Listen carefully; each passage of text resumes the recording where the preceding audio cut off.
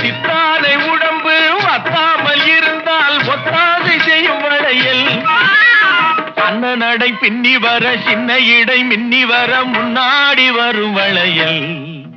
இது அத்தை மபரத்தினத்தின் அச்சடித்த சித்திரத்தின் கையோடு வரும் வளையல்.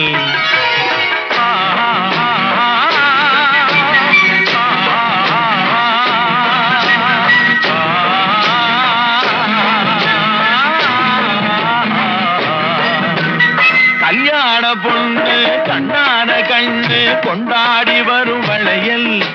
அம்மா பூவோடு வருமே பொட்டோடு வருமே சிங்கார தங்க வளையல்.